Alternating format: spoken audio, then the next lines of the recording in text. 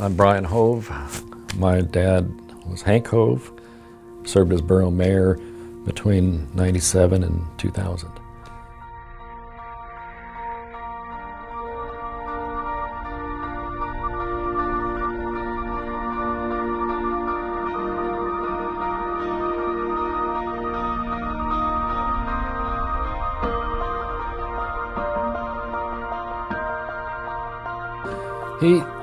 He moved up with his second wife, Fran. They moved up, I believe they hit town, I think it was New Year's Day, 73 or 74.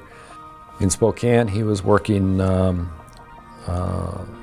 as an engineer for a television station in Spokane, and had an opportunity to work in a similar position at Channel 11 here in Fairbanks KTVF. In terms of politics, there was an organization called the Fairbanks Tax Alliance, the FTA, and that was an organization that Hank put together to organize a tax cap. Ultimately, it failed that year. The Interior Taxpayer Association picked up the ball, and they got basically the same tax cap ordinance passed a year or two later.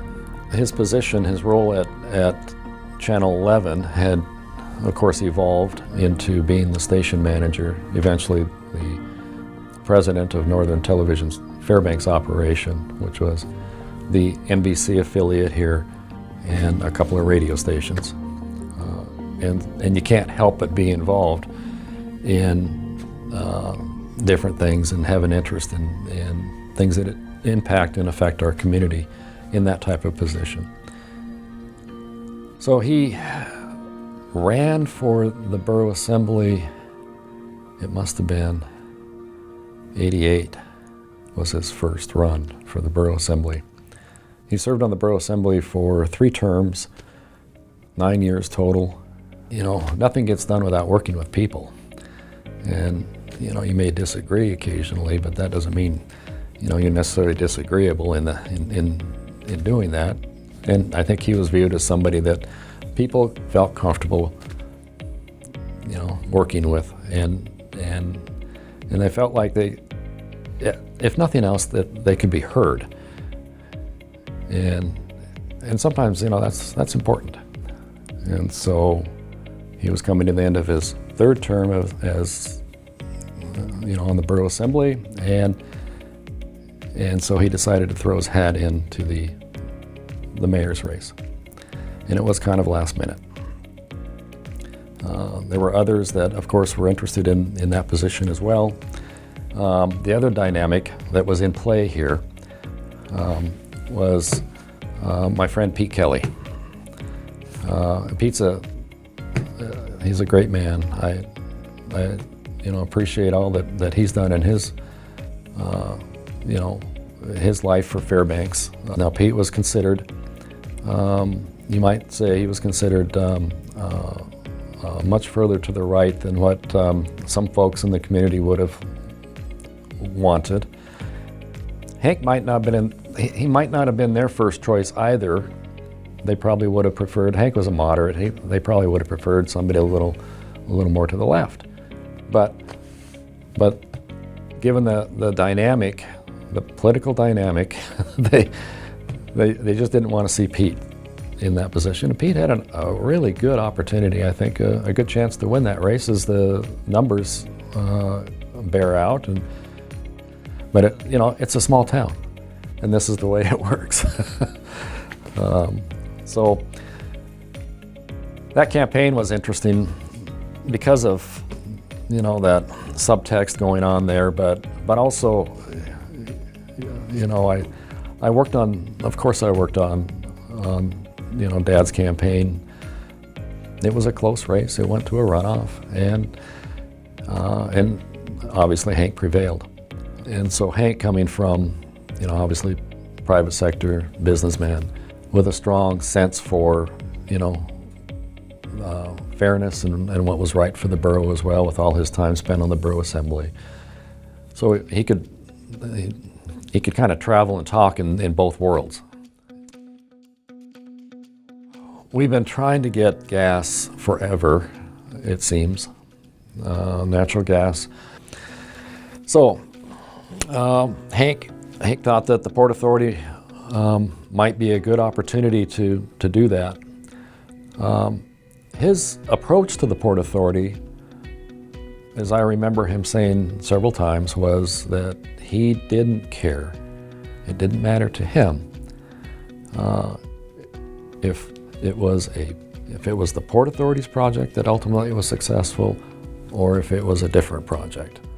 He was interested in not just helping his community, but also the state sustain our economy here. Other issues that were going on at the time, if I recall correctly, one of the borough's inspection and maintenance, vehicle inspection and maintenance program, the IM program. It required everybody that had a vehicle to go in and get certified that they had the inspection, and if the vehicle didn't meet the standard, then it had to be repaired, and that wasn't always popular. And so here again,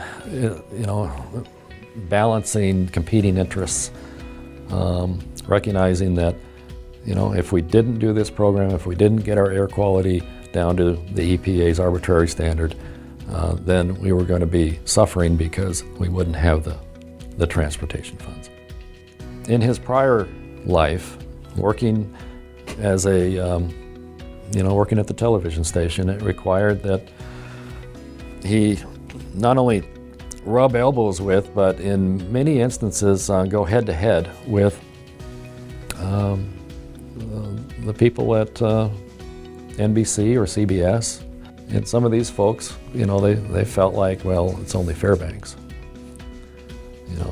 But Hank wasn't the type that was going to allow that to get in the way. I think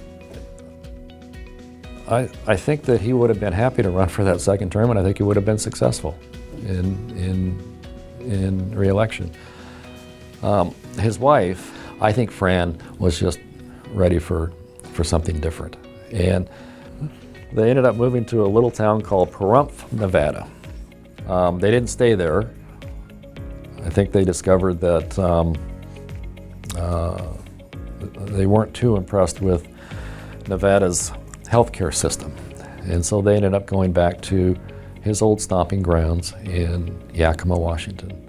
There's a noble purpose in serving your community.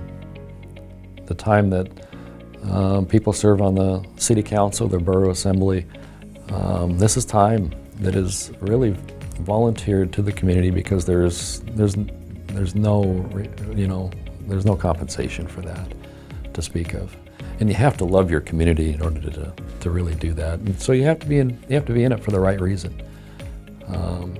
And I think that I think he would say that's important. Make sure you're in it for the right reason. If your heart's in it for the right reason, to advance the interests of the community, not to advance your own interests. And I think that's what he tried to do.